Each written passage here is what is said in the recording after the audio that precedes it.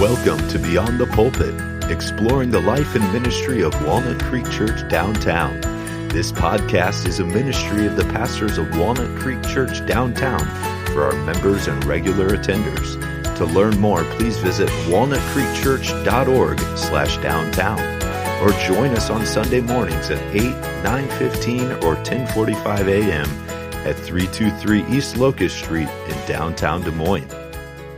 Well, all right. Welcome to Beyond the Pulpit. My name is Derek Wadley, and I'm joined here by Luke Hookey. Say hi, Luke. Hey, guys. Dan Rude. Say hi, Dan. Hello, everyone. And we have a special guest here today. We've got Pastor Greg. Say hi, Greg. Hi, Greg.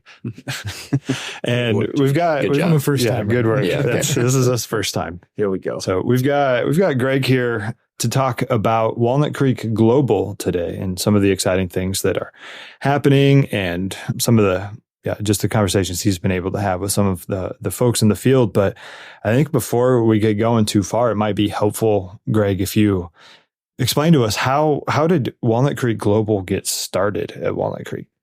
That's a great question. And I won't give the 30-minute answer, but the shorter version is that in 2013, there were 5 members of Walnut Creek Church that had a heart to go overseas. And what they began doing is really loving and serving and reaching out to refugee and immigrant populations in the city. Des Moines has a really large refugee and immigrant population. And so they began just meeting people in those communities, loving and serving them.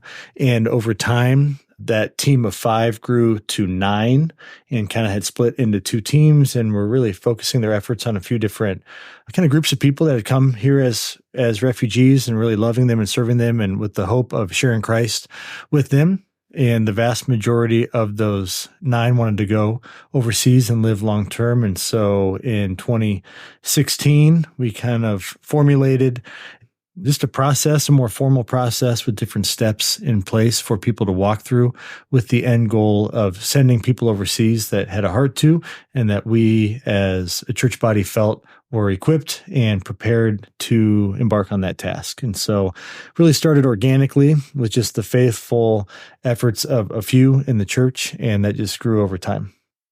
That's great. That's really exciting thing to happen.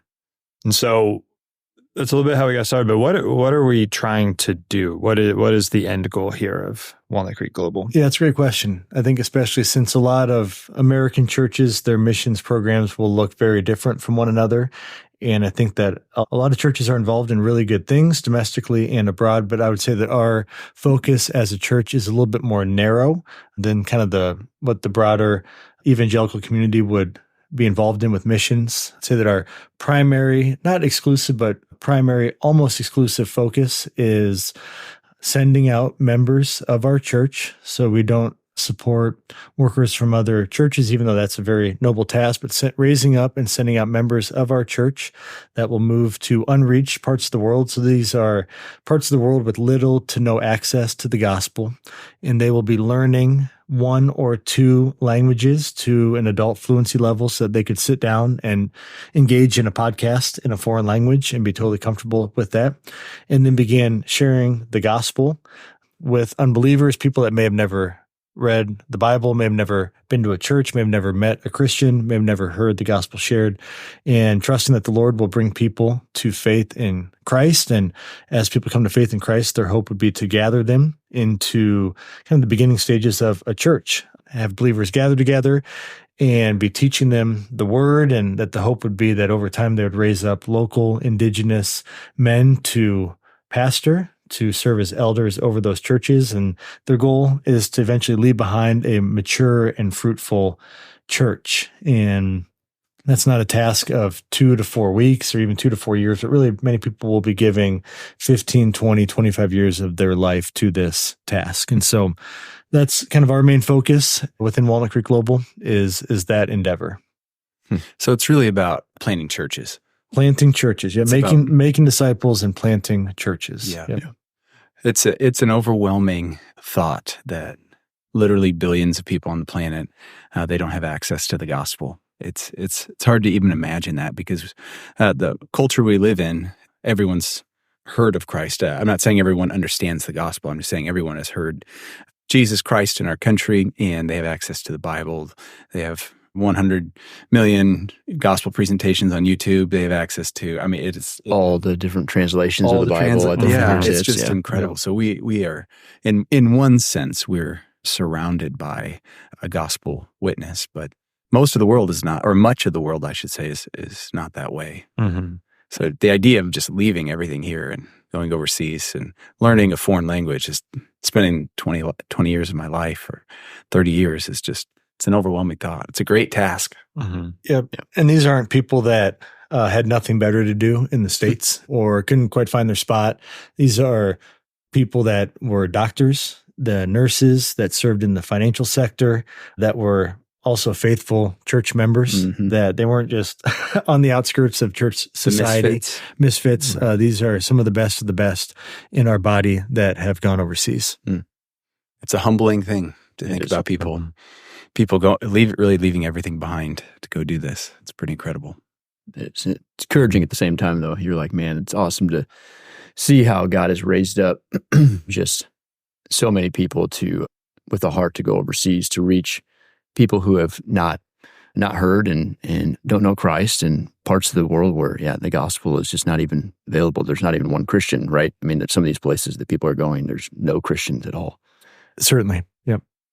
So maybe just, can you give us an overview of where people are at, or how many missionaries have gone out? Or Yeah, that's a great question. Our first workers that we sent out, that was in the year 2018. And so we have a couple families and a single that live in North Africa, Middle East region that are fluent in Arabic and are doing ministry there. Two of those couples are learning an additional language. And then we have two families and a single that live in Central Asia. And so they are all in the early stages of language learning. Some of them have been there just a couple of weeks. Some have been there about a year and a half, almost 2 years. And so they are progressing language and doing well. And then we have family that's back on home assignment. So typically every 2 to 4 years, units, individuals, couples, families will return back to the States for 2 to 4, sometimes 6 months for home assignment. So they came back actually to have a baby. And so it's great having them back in church and just being able to be in fellowship. And then there's another couple that is preparing to go, and they're actually on a vision trip right now in Southeast Asia. And then we have 7 people, 3 families, and then a single that are down training at a training school called Radius International in Tijuana, Mexico. And so that's where there are 21 individuals, kind of a makeup of 9 couples and 3 singles. And then there's also a single that had graduated from Radius, but some physical health things are keeping them off from the field. They still have a heart to go, but are kind of in Des Moines for a couple of years now. Got it. So you talk about Radius preparation, language learning. Like, what is the process to go from, here to overseas and investing the next 10, 20 years or more of their life? I got to imagine there's a lot of steps. Yeah. So really the first step holistically is just to be a faithful church member. And so if you are not involved in a local church in the States, if you're not faithfully serving the body of Christ, it's a very difficult concept to then go and plant a church to teach people to do something that you have not been doing. So I'd say all these people, all these men and women faithfully served in the church years, some of them over a decade in a variety of capacities, kids ministry, kind of student ministry, college ministry, whatever it is, served in the band, served refreshments, just some of the smallest tasks they were involved in that. And so just being a faithful church member. And then a lot of them have taken a variety of theological classes, whether it's through our partnership with Midwestern, some of the Equip classes, biblical systematic theology courses that have been taught previously in the church. So building out kind of that robust theological base, knowing that they don't need to have the entire theological framework right now. Again, this is a 5, 10, 15, 20-year plan that they'll be growing in. A lot of them have been involved in different types of ministry, so growing in sort of ministry competency, so evangelism and discipleship in an English-speaking context. Again, if you struggle to do that in your own culture, in your own language, doing that in a foreign culture, in a foreign language becomes increasingly difficult. And so I believe that. So those are a lot of things that have happened in Des Moines in our church. And then a lot of what they have learned at Radius is a lot of that is dealing with the culture and language acquisition process. How do you learn a different language? How do you learn a different culture? And then how would you introduce the gospel into that context, into that culture in a way that is appropriately contextualized, so that they are understanding biblical truth, but it is not attached to any sort of kind of culture that the worker, the global worker, the missionary is bringing with them. And so how do you contextualize the gospel in a way that's biblically faithful, but also in a way that would make sense to the hearers? And so Greg, why it's a very long process to learn the culture and language, and wouldn't it be a lot faster if people just had a good translator with them? So why is it valuable for people to actually go through the pain of learning of a whole new culture and language? Yeah, it's a great question. For a few reasons. I think probably one of the main reasons is that the gospel is a message that needs to be communicated clearly and accurately. Yeah. You see, biblical unfaithfulness or heresy is not that far removed from what you would, see as orthodox theology. And so the accuracy of words, the accuracy of thought is very important for the gospel. Yeah. And so being able to, if you have a translator, you know what you're saying, but you don't know, first off, what the translator is hearing, and then you don't know what the translator is saying to a crowd of people or to an individual. Then you don't know what that individual is hearing from the translator and what they're communicating back. And so it becomes a pretty robust game of telephone where things can get convoluted pretty quickly. We know how well telephone works. It doesn't work well. Play with your kids.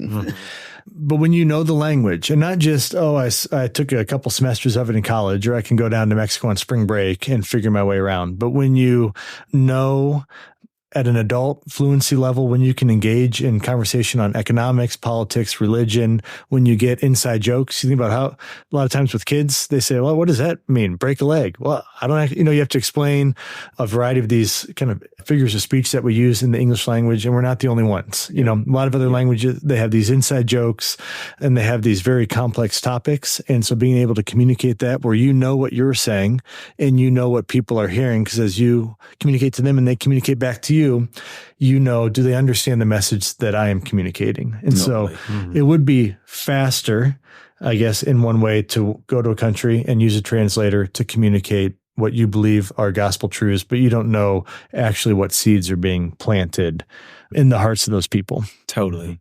And the goal isn't just to go to a country and sow the seed and then leave. The goal is to plant a church and to see mature disciples made, that men and women who really love and worship Christ. And that is a long-term pursuit. Certainly. That is a long-term pursuit. And isn't there a danger with syncretism? And I mean, especially when you're preaching the gospel into the backdrop of a country that maybe is worshiping Allah or another god. How does syncretism work in that situation when you're trying to talk through translators? Yeah. If you don't understand the culture, if you don't understand the religious kind of worldview that these people have grown up in and currently believe, there's a very large danger that Jesus will be accepted, but not accepted in the way that the Bible portrays Christ as exclusive, one and only God. And so you might have a Hindu that would say, I love Jesus. I worship Jesus. He's up on the mantle with, 37 of my family's other gods. That's part of, millions of gods. Or, the Quran would talk of Jesus as a faithful prophet. And so Muslims also would hold Christ in high regard, but not as God, just as a prophet of Allah. And so if you don't understand the religious backdrop that you're introducing Christ into, you will get, in many ways, false converts, people that would accept a message that you are saying, but they wouldn't actually be holding to true biblical doctrine and an exclusive triune God. Yeah. And something when I was at Radius, what year did we go to Radius? Do you remember? You went, I think, in 2018, 2019. 2018, 2019, yeah. And I remember something that really stood out to me is one of the, someone who was teaching the class, they just said, they were talking about the importance of the incarnation of Christ and understanding that Jesus is He's fully God and fully man. And then he says, now try to explain that to people through a translator in a different culture. And I thought, yeah, that's right. I mean, if we need to Try to explain that in English. try to explain it in English in our own culture, and you're like, oh man, it hurts your brain. But in order to be a Christian, you have to believe that Jesus is the Son of God, that he is God in the flesh. And just even the theological distinctions within the Trinity and so many different areas of doctrine. I don't think I don't even think I understand how nuanced the language is and the importance of words. Mm-hmm. And so trying to cram all that through a translator just seems impossible. And so that's something that it's helped me to understand just even the importance of people learning the language and why it's worth it to take 2 years or 3 years or 4 years to learn the culture and language before you start proclaiming Christ. Yeah, that's right. Yeah, I think some of the goers that I've been able to get close to, the folks that have gone, they talk about learning the heart language of the people. Mm-hmm. So it's really what is going to speak to their heart. So that makes a lot of sense. Yeah. Yeah. What's the language that you're going to pray in? Or in a time of trouble, what's the language that you're going to cry out in? Or what's the language you're going to curse in? What comes out of the heart, that's the heart language. And that's the language that we believe people should hear the gospel message proclaimed in, certainly. Yeah. Yeah. So as a church, are we equipped to help people learn language? I personally am not. My major and background is in accounting. Seems like it's no crossover there. Crossover. And then contextual pioneer church planting. We have a heart to plant churches, but we would be more familiar with an American context for planting churches. Yes. Yeah. So that's where Radius comes in. Is that correct? Yeah. What is Radius? Radius is a missionary training school located in Tijuana, Mexico. They've been in existence for a little bit over a decade, and they bring in their first class, I think, was 7 students, but they have 2 campuses that can take upwards of almost 80 students that live on campus, and they train you in language and culture acquisition. So how to learn a language. I think in America, we're used to a classroom setting. We're used to a high school or college Spanish class where you have a teacher instructing 20 people. But when you get into a foreign context, especially in maybe a tribal setting, there's no classroom. And the person that needs to teach you and train you in their language doesn't know your language. And so you need to know, how do I teach somebody else to teach me their language? Straightforward. And then as I grow in my understanding of their language, I can better explain how I need them to do that. And so it's a very difficult task. And so at Radius, they do that in a Spanish-speaking context. And so you learn how to learn a language using Spanish, and you're out in the community in Tijuana. But almost nobody that leaves Radius is going into a Spanish-speaking context. It's just a conveniently located spot to have a school training that's accessible to Americans, but it's also a different culture, a different language. And so they specialize in culture and language learning, and then pioneer church planting. What does it look like to actually make disciples in a foreign context, to gather them, to raise up local leaders, elders? They don't provide a significant amount of theological training. They do obviously get into the Word, train people in the Word, but they look to the local church for that. They do provide a lot of opportunities for people to grow in their character, grow in spiritual disciplines. But again, they are looking to the local church for the assessment of the local church on if this is somebody that the local church feels is equipped and prepared to go overseas. And so they serve a pretty unique function, but one that, at least historically for our church, has been very helpful for the type of work that people are embarking on. Yep. How long is it? Yeah, so it lasts 10 months. So it starts in August and it runs until June. There's a short kind of winter break over Christmas that a lot of students will go back to their home churches for. And you were actually just down there a few weeks ago, is that right? Last week. And you were able to sit down with one of the families that we have down there to talk about kind of a day in the life of Radius. Yep. So this was fresh after one of their 6 a.m. workouts. So 3 times a week they work out at 6 a.m. So right after that, I snagged them before breakfast. So one of the families from downtown location is down there as students. So I was able to sit down with them and just ask them questions about their experience, what daily life looks like, what kind of a week in the life of a Radius student or family would look like. And so we were able just to ask them a couple questions and hear their answers to that. Great. And so here is that conversation that Greg was able to have with this family. All right, Walnut Creek family, as you know, Pastor Greg here. We're down at Radius International in Tijuana, and we have the privilege to sit down with one of the couples that has come down here from our church and is training.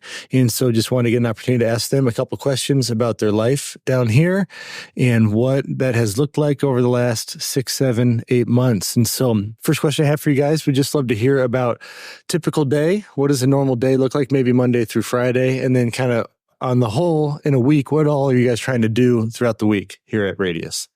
Yeah. So a typical day will wake up 3 days a week pretty early for workouts that start at 6 a.m. as a campus. So we'll wake up, do a quiet time, get outside and work out for about 20 and 30 minutes, then come back in, feed our family some breakfast, go to class, which lasts until 12. And then we'll eat lunch as a campus all together with our kids. After that, we have language sessions. So we'll alternate between who takes care of our kids and who goes to language session. And that lasts 2 hours. So at the end of the week, each of us will have been in a language session with a language helper, a Spanish speaker for 5 hours a week. And then the rest of the day looks like getting out into the community, practicing our Spanish, hanging out with our kids, either on campus or in the community, eating dinner again as a campus all together.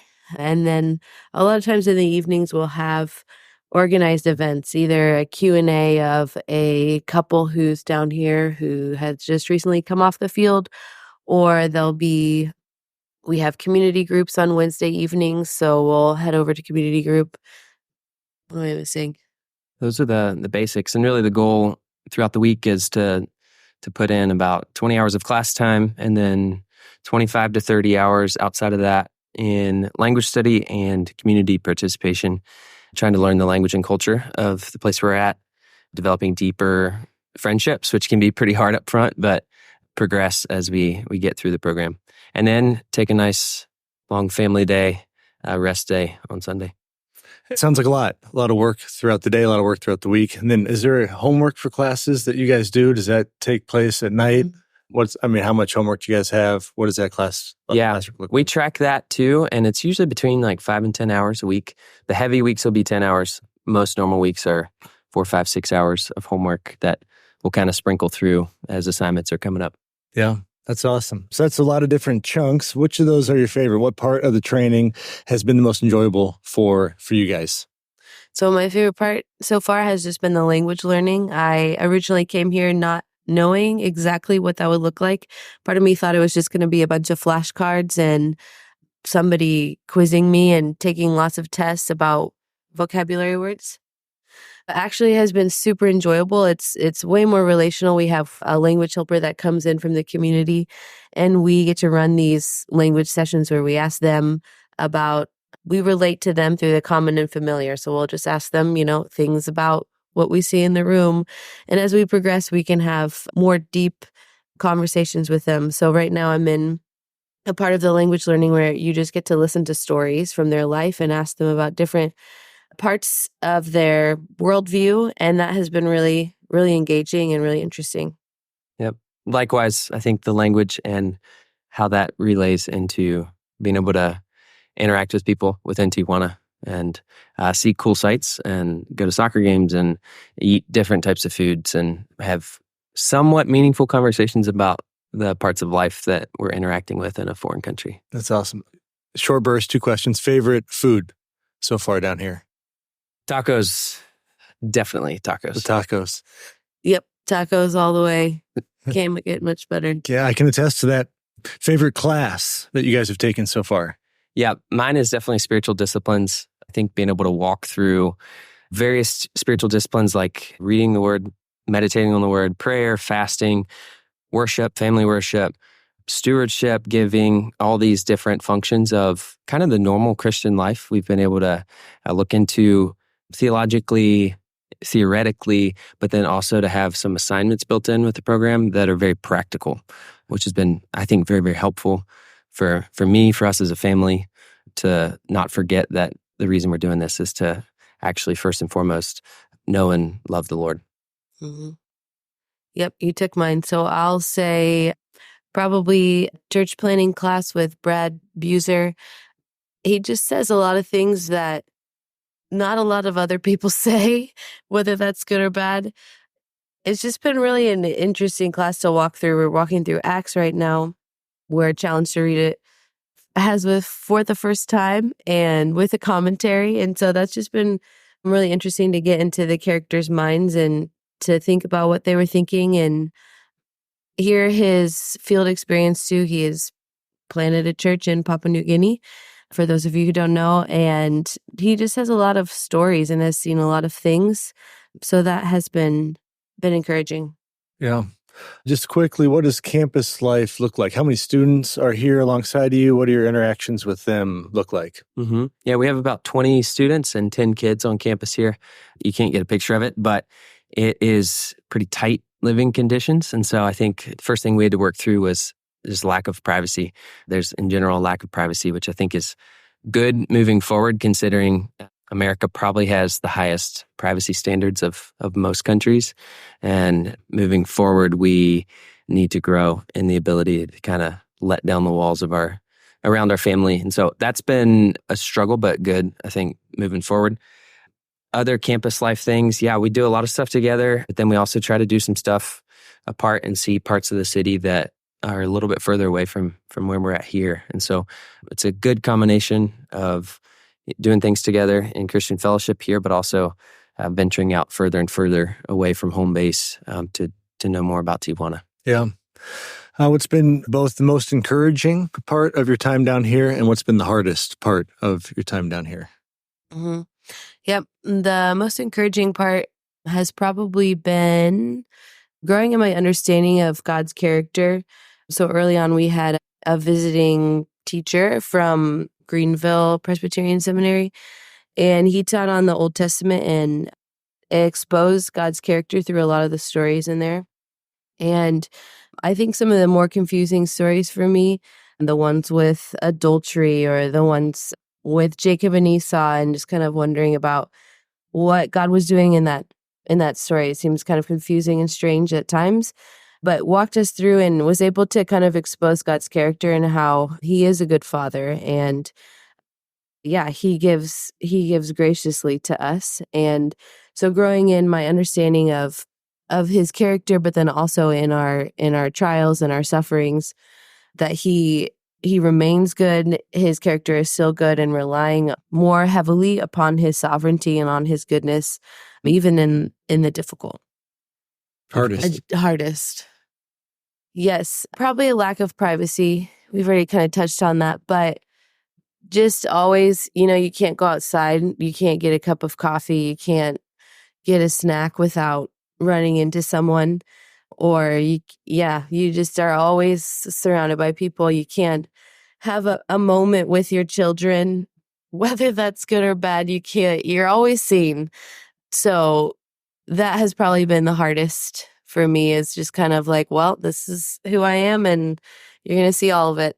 So yeah, that's good. Yeah, I think that some of the highlights for me really is being able to. I traveled a lot for work before coming down here and was gone from our family a lot. And to be able to step into the role of a dad and husband a little bit better, I think more in line with what God would ask of me, has been really, really sweet to have that time down here to do. I think biggest difficulties would be, just like Carolyn said, kind of the tightness of relationships down here, and also how that exposes our own sin, our own proclivities to sin and temptations that we might face. And just having to kind of come face to face with a lot of parts that it is kind of a pressure cooker down here. And so it brings out parts of us that maybe we've pushed back pretty deep or just didn't even know about. And that process of kind of killing those sins and doing things more for the glory of God has definitely been difficult. Mm-hmm. Yeah. Some of the things you described may answer kind of my final question. We'd just love to know, how has this training, how has your time down here drawn you closer to Christ personally?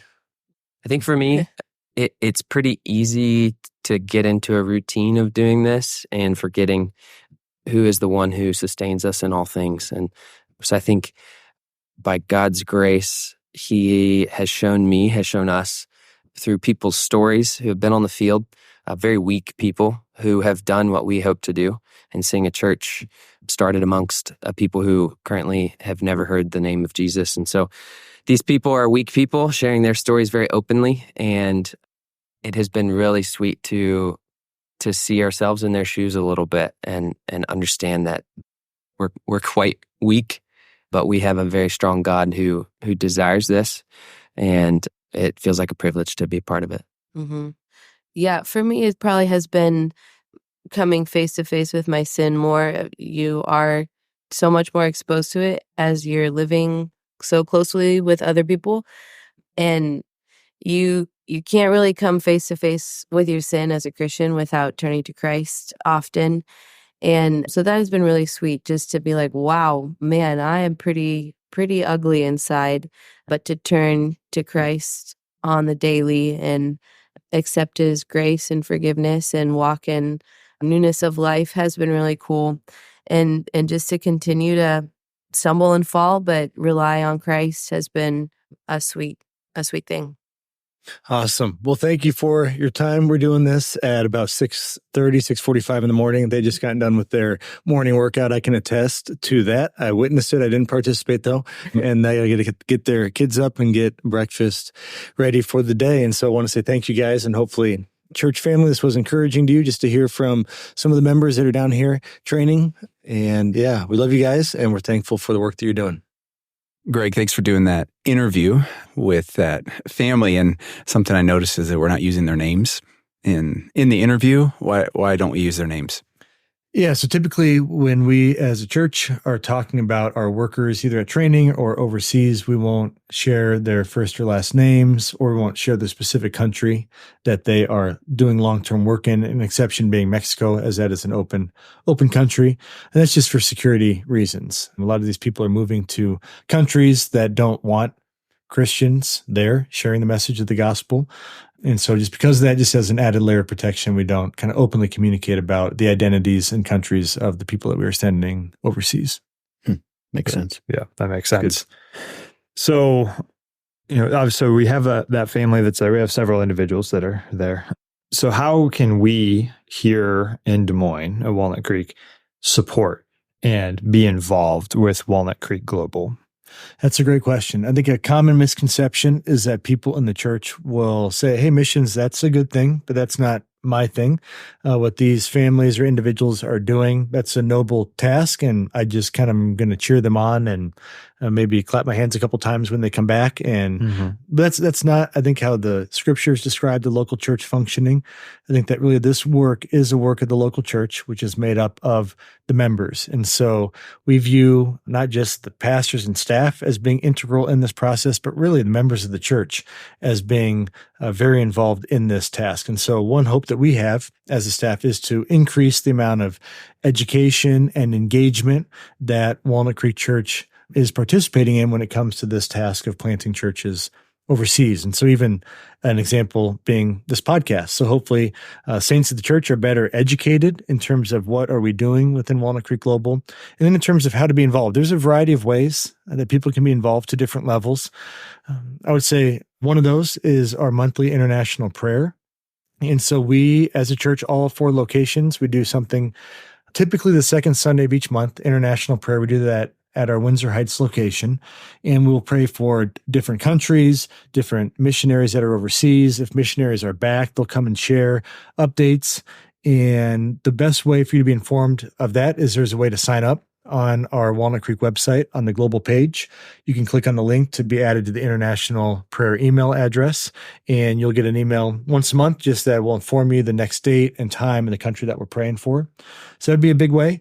I would say our 1040 initiative, which we haven't talked about yet on this podcast, but that's something that we rolled out this kind of late fall, early winter downtown, really as a way to increase the engagement in the church body. And so the 1040 initiative is a $10.40 gift each month, and that money goes exclusively to the supporting of our overseas workers.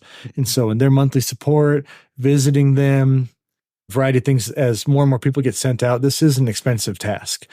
Plane tickets, and then the support that they raise overseas, a lot of these things, radius tuition, all this stuff costs a lot of money.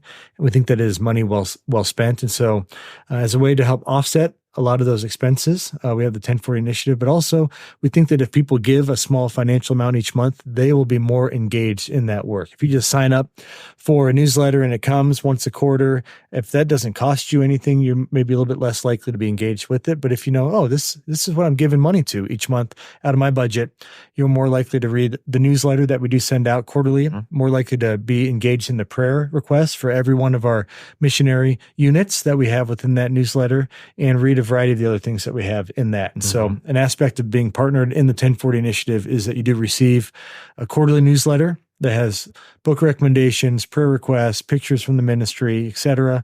You also receive just kind of a welcome T-shirt as a way to say thank you. Wearing it right now. There we go. He has Nice. it on. There we go. It looks good. So it's just a way to say thank you and maybe wear it around, pump it up a little bit. So I would say those are probably two of the main ways. Another thing that happens in Central Iowa, typically each winter, is the missions course.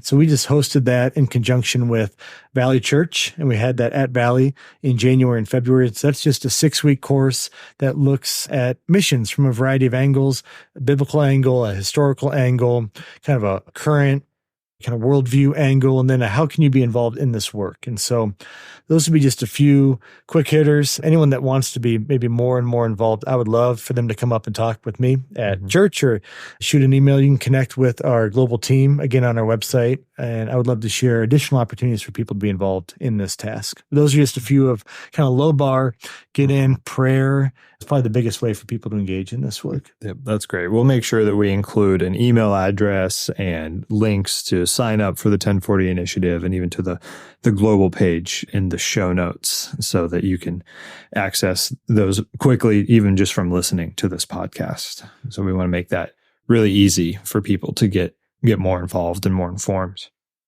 And while you were at Radius, Greg, you also were able to sit down with Brooks Buser, which is an exciting thing. It's a big deal, but I think some people might not know who is Brooks Buser and kind of what is his role in the world of missions and Radius. Yep. So Brooks is the president of Radius International. And one thing even just to mention with Radius, it's not just down in Tijuana. There's a Radius Asia that their classes are in Mandarin. And then they are desiring to start a few other Radius campuses located in other parts of the world with different languages. And so that's an exciting thing for them.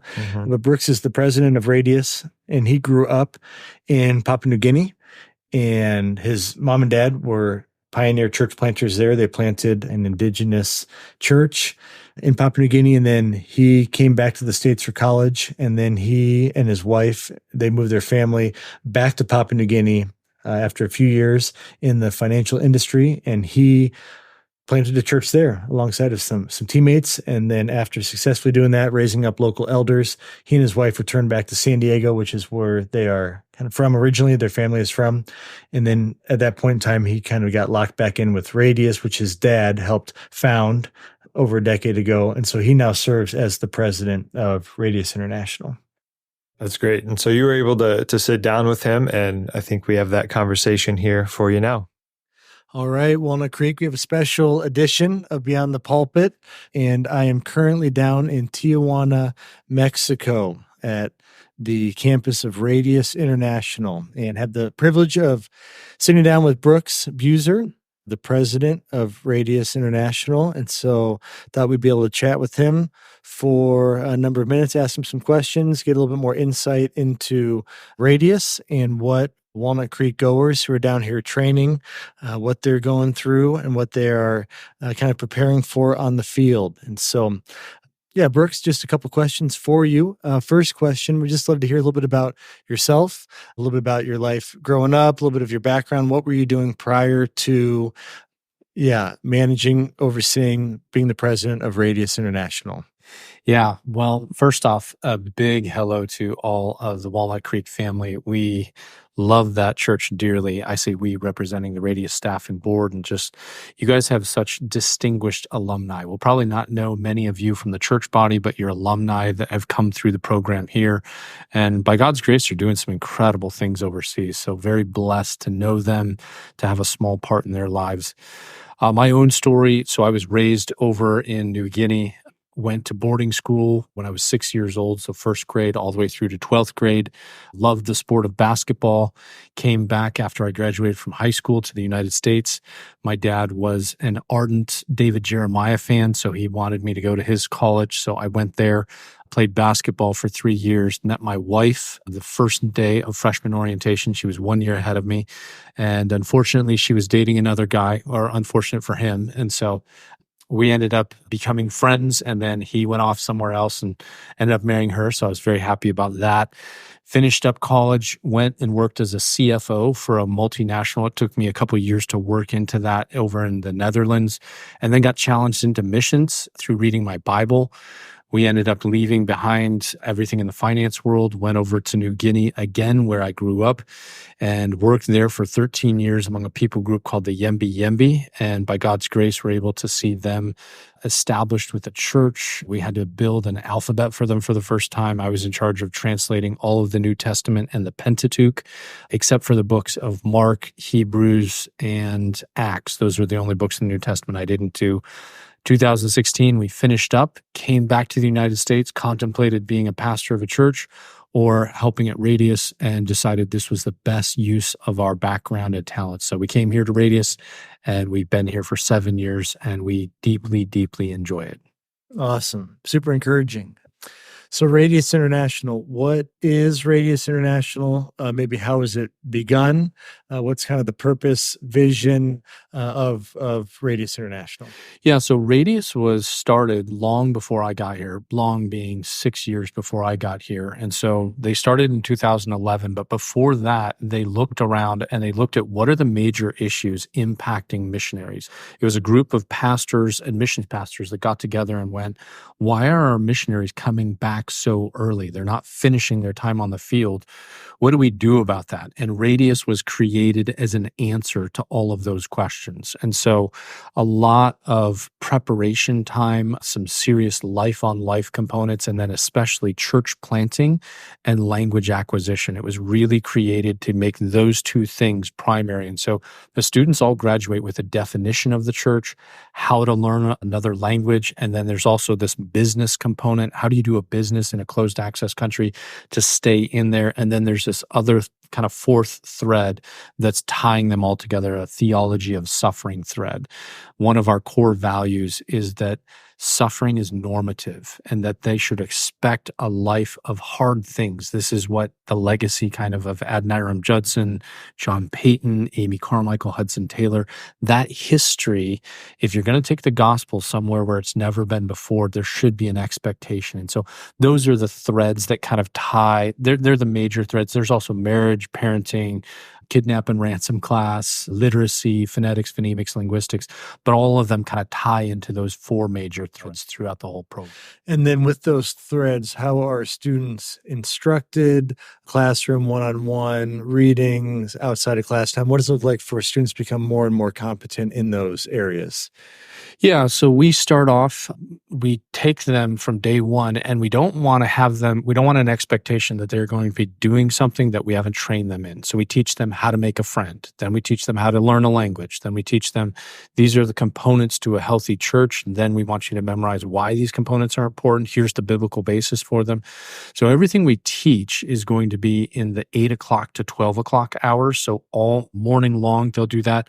Every other day, they have a morning workout that's pre-classroom hours. So it's not because we're trying to make Navy SEALs. It's just that healthy missionaries last longer. And so it's not an arduous workout. It would be a half hour. It would be a moderate strength. There'll be days where it's going to be a little bit funner and they'll have competitions against each other. They'll have breakfast after the workout, then the 8 to 12 classes, and then they'll have a lunch period from 12 10 to about 1:30, and then they start into a language session where they're doing this with a language helper. They'll alternate days, but there's a language session from 1:30 to 2:30, and then there's also one from 3:30 to 4:30, and they can put into practice what we train them in the classroom to do. So we're going to teach them how to learn a language.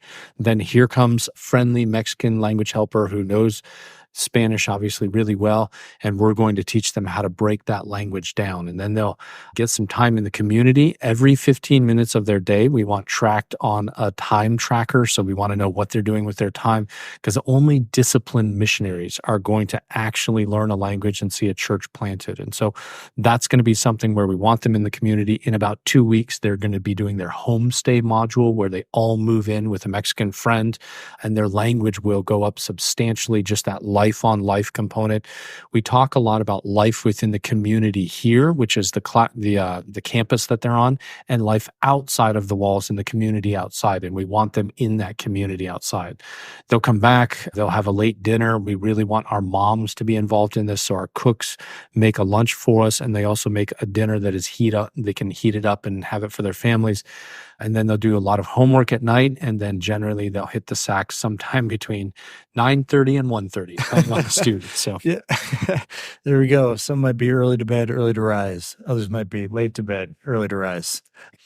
Why Tijuana, Mexico? You talked about learning Spanish. Is that because students are going to go to plant churches in a Spanish-speaking context, or why did you all decide to choose landing in Tijuana, Mexico? yeah, that's a good question. So when it started, this is what I'm told. Again, I wasn't here at the genesis of it, but I was told that they were looking at different locations, and we found this piece of property for campus number 1 down here, and it was at a really discounted rate.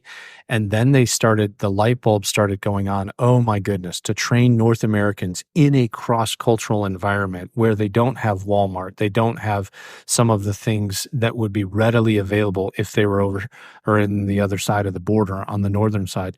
Those things taken away really simulate to a large degree what it's like to live in a cross-cultural context. And so the Spanish language is an easy language. It's a great test case language, because if they can't do well in Spanish, they have no business going to Tajikistan, China, Chad, all of those types of countries. So it gives us an early kind of, okay, how well do they do at an easier language? And we praise God every year when there are certain students that we find out this is going to be really hard for them. Better that we find that out on this side of the ocean than on the other side. The other misnomer that a lot of people don't understand is that the more languages you learn, the easier the next language is. Some people think, okay, if they learn Spanish, it's going to take up all the space in their brain and there's going to be no space for Arabic. The exact opposite is true. If they learn Spanish, Arabic will be easier, Mandarin will be easier, Bahasa will be easier. So just even getting their training wheels on in an easy language prepares them so much better for the next context. So this is why Tijuana has turned into just a wonderful gift to the cause of Christ as far as the Radius grads and them getting to these locations are concerned. So we're thankful for it. Yeah. What kind of impact then in the community? And so you're located on a campus in Tijuana. What have the relationships looked like with families in the community, business owners in the community over the last decade or so? Yeah. So that homestay project that I talked about, that puts our people into community houses all the time. And because they're building friendships with people, and they're building authentic friendships, we want them involved in their businesses. We want them involved in their families. It's neat to see such a groundswell of goodwill. We were the only school that I know of in the entire country of Mexico that was allowed to stay open during COVID, because we know the chief of police and because we know some of the different judges and people around this community. We have an ESL program, English as a Second Language, that happens on Monday nights, and it's got 3 levels to it. And we just have people that keep coming back every year. We have a massive waiting list at one of the campuses just to get into the program. And so that goodwill, not just through the ESL program, but you've got 40 to 60 students who love the Lord Jesus, who want to make friends with people and who want to help out at all costs in their business. That's a really great introduction to Christians to gringos, because the Tijuana community is exposed to a certain type of gringo, and that gringo comes down here to party and usually to take advantage of this community. And our guys are the exact opposite of that. And so when they build friendships and they find out, oh, they go to this weird school where they learn languages and they learn business and they learn how to do ESL, that's just a sweet refreshment. We have 2 graduations at the end of the year. We have one graduation where they invite all their Mexican friends. Sometimes we have a DJ. Sometimes we had a mechanical bull. That was quite exciting. The staff get on the mechanical bull. But to see all of their friends from the community come in and to have somebody who didn't know Spanish before get up and give a little gospel presentation in Spanish, that's a powerful witness to the community of what this body of believers is doing. And then 2 days later, they go up north and we have a regular suit and tie graduation, speaker type of graduation. No mechanical bull there, but yeah, it's still a fun time. So yeah, a good relationship. Great. In terms of, I'm interested in knowing a little bit more about the business aspect. And so training students about business, what does that process look like? Talk about a business project throughout the school year. What does that look like? And then why, or what is the purpose of training future overseas workers in business? Why would you do that? Yeah, no, that's a really good question. So when I talk about my own background in Papua New Guinea, we got in under a religious worker visa. So we were known to be missionaries or Christians. We could proselytize openly. Papua New Guinea is what's called an open country. There are a lot of countries like China, like India, like chunks of Indonesia, Tajikistan, that are closed countries to where if you go in as a Christian, as someone who is trying to convince people that the way that God lays out in the Bible is the right way to live your life, you're not going to last very long. And so what most mission agencies and what seems to be the leading thought now is if they can have a good business, a real business that actually turns a profit, that will be the vehicle to keep them in the country so they can be gospel witnesses and hopefully see the disciples that believe on the Lord Jesus Christ gathered into a church. And so the business, excuse me, is more of like a platform of sorts. And so that platform allows them to carry on ministry. So we walk through that. About 70, maybe 75% of our student body is going to go to closed access countries. So it's a big endeavor to teach them. Some of them have like nursing majors, kinesiology, whatever. There's a handful that will have business or accounting backgrounds. And so that's going to resonate with them. But to walk them through the basics of a business, how to conduct a business overseas. And I mean, that's a tough endeavor in your home context. In a foreign context where you got to learn the language, you got to know the laws, you got to know, okay, this isn't a bribe, this is just how business is done, or this is how things run over there.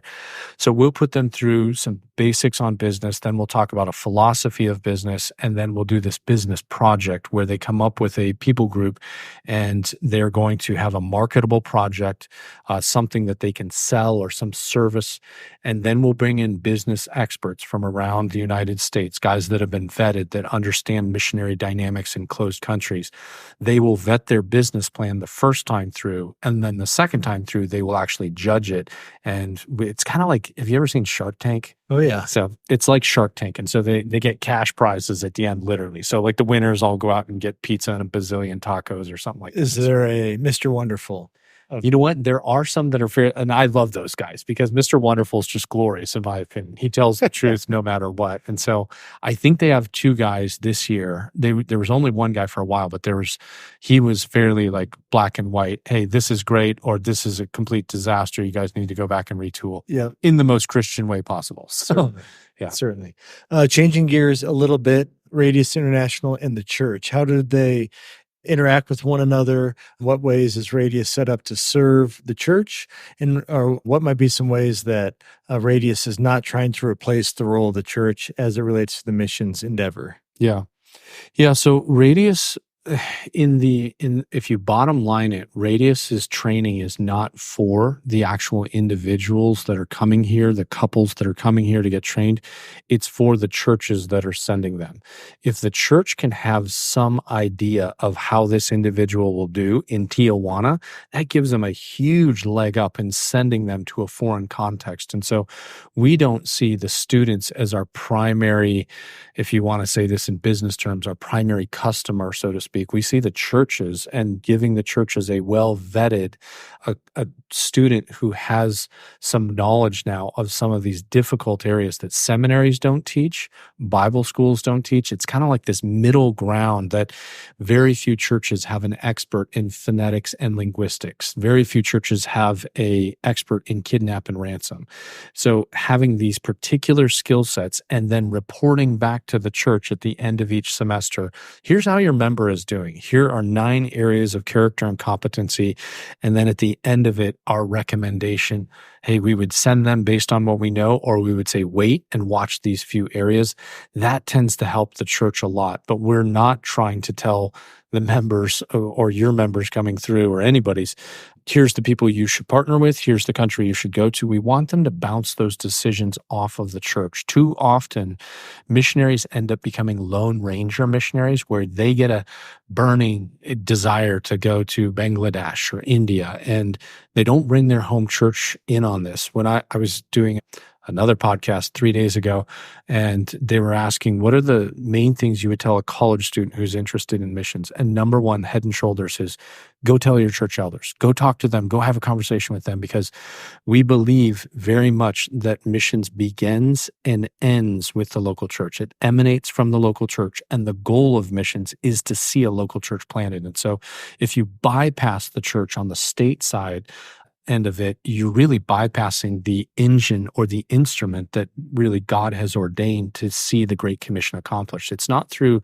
missionaries will be ambassadors of local churches, but it's really through local churches planting other churches in faraway lands that the Great Commission, by God's grace, will be fulfilled. And so that's kind of our way that we look at those relationships. Yeah, that's great.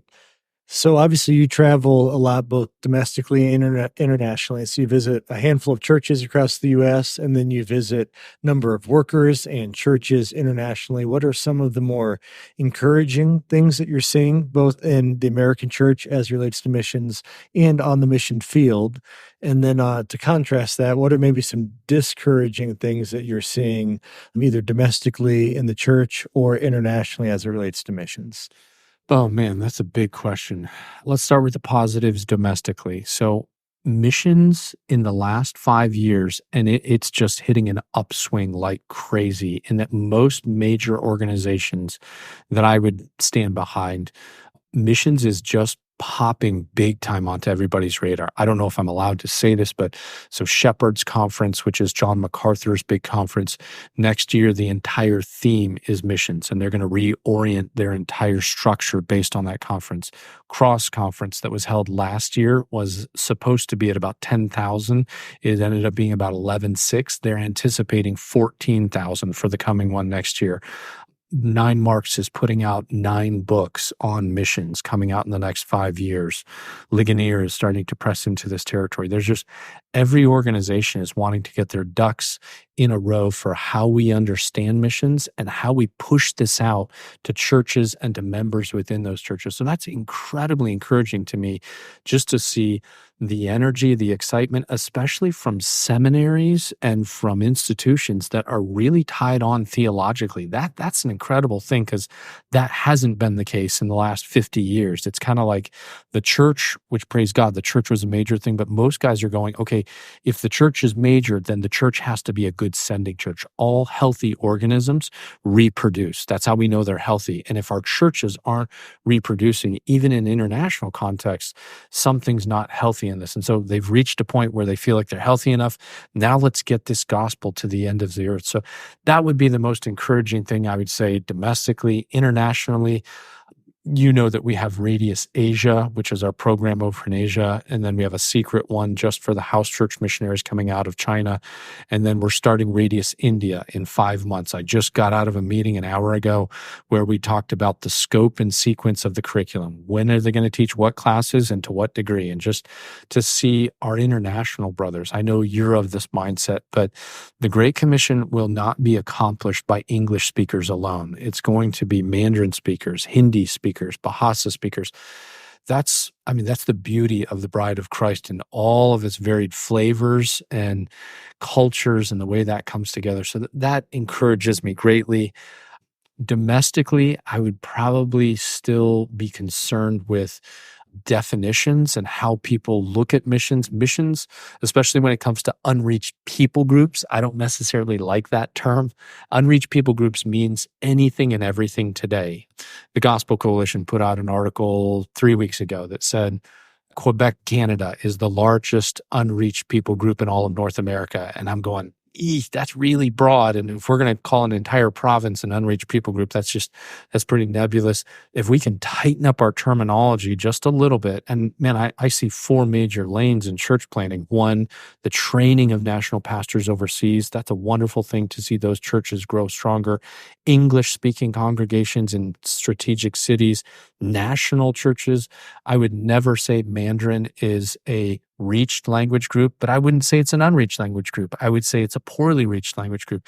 We need more churches in Mandarin. We need more churches in Swahili, more churches in Hindi, and then unreached language groups. That's kind of like your 4th metric. And so I think as the church gets better at defining missions, it will do a better job in how it allocates its resources strategically. That's great. For a Radius grad, when they get to the field, either sharing just from what you guys are training them in or from your own experience, what do those 2, 5, 10, 15, 20 years look like? What are some of the things that they are giving their lives to and really hoping to see come forth when they move overseas with the desire to see a healthy local church come forth amongst an unreached language group? Yeah, so I mean, this has a lot of wiggle room in it, but generally, so they make it overseas. Generally, it takes somewhere between 2 to 3 years to learn that first language. Many of the people that have come out of Walnut Creek have gone to, like, Arabic is a Category 5 language. Think of it like hurricanes. Category 5 is like as tough as it gets. So they've gone to some pretty tough ones. I am so encouraged with how they've done. They've excelled well. We've seen Radius grads outside of Walnut Creek do well also, but your guys have really done well. But that's a 2 to 3 year process. In the midst of that, they're looking at the business component. How do they stay in country? That platform that we talked about, that's probably going to add another year or so onto the process of getting them stable in country, and then moving in among that unreached language group, and then learning that language and culture to full fluency. That's another most likely 2 to 3 years. And then as they're either gathering people around their dinner table, people that are their friends, or maybe their employees, or people they've gotten to know, sharing the message of life and getting through that whole process, that's not a quick endeavor, especially when you're talking about people that have no background. Sometimes people read the book of Acts and they're like, well, the Ethiopian eunuch caught it in like a couple-hour chariot ride. Yeah, but the Ethiopian eunuch was a Jew, or he had the background of what the Jewish people would know, and he was thinking these things before Philip came alongside. And so there's just all of this background. When we taught the Yembi-Yembis, we had to teach them animals of the Bible. They'd never seen a sheep, never seen a camel, never seen a dog. You're just building foundation. Then Genesis 1, 2, and 3. In my mind, if somebody doesn't understand Genesis 1 through 3, there's no way they understand Matthew, Mark, Luke, and John. You got to know what you're being saved from. You got to know the character of this God, his attributes. And so that takes quite a while, usually somewhere between 9 months to 2 years. And so that's the getting them to where they understand the gospel. Some people, by God's grace, will be saved. And then the really long part, but you've already got the language now, is discipling those baby believers into becoming a church. And so that, for my wife and myself, that took us 8 years to go from baby believers to mature church. And so that's one of the classes we teach here, is infant to mature church.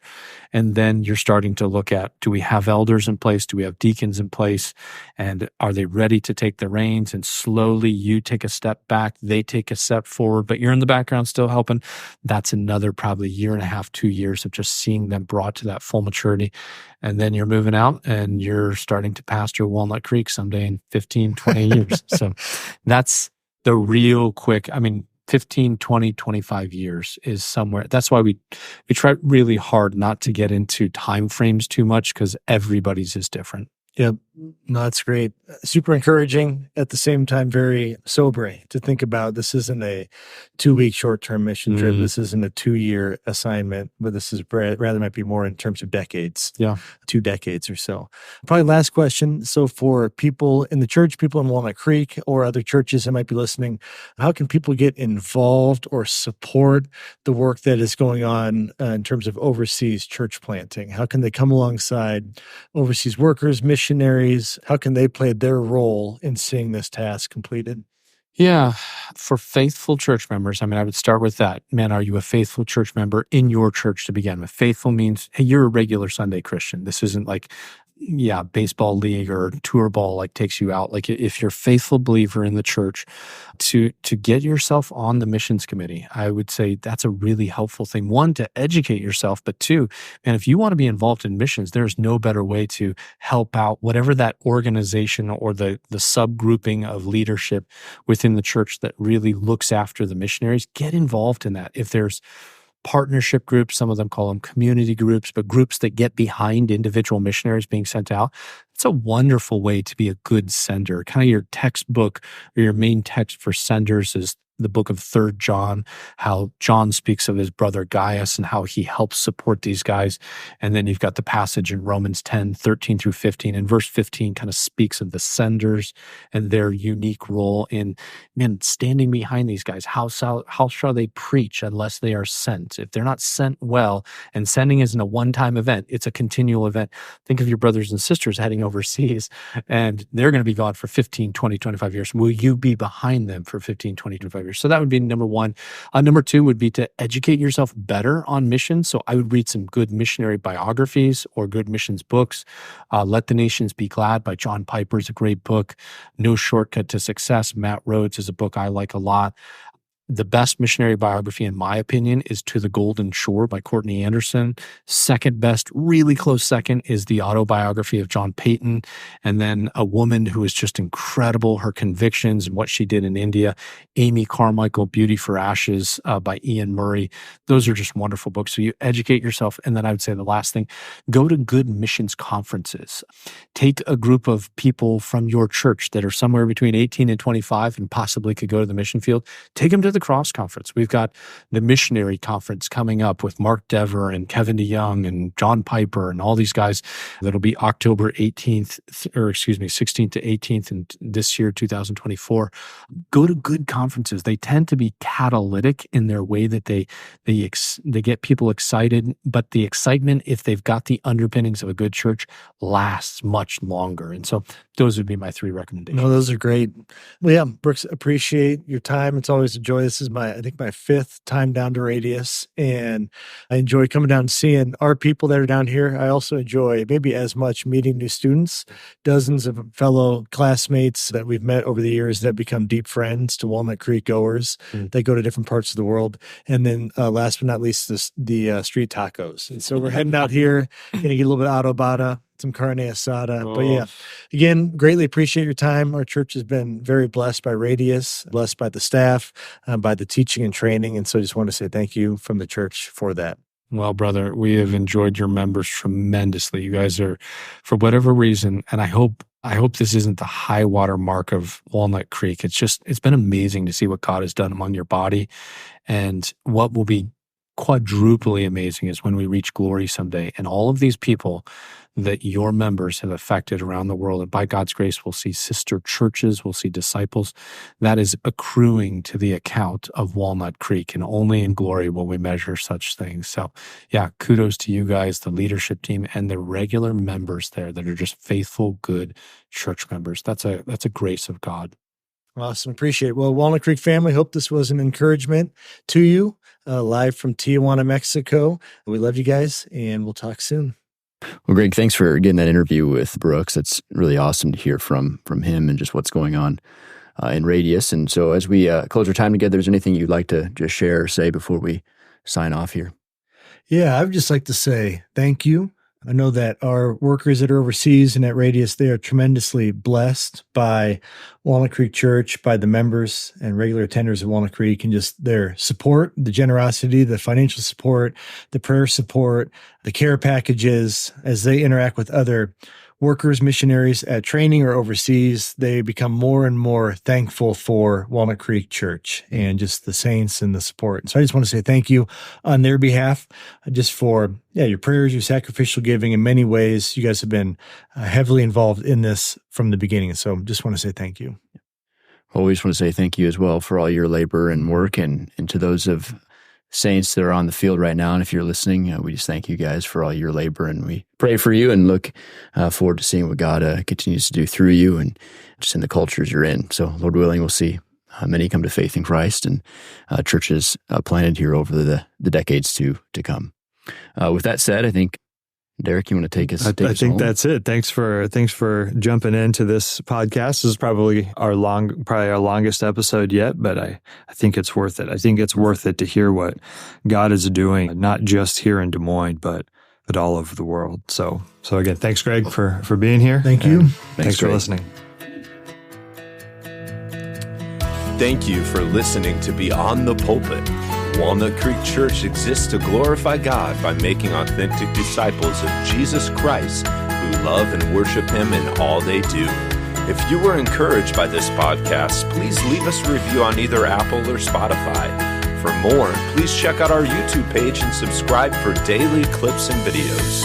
To submit a question to be answered in our next podcast, please visit our website at walnutcreekchurch.org/downtown.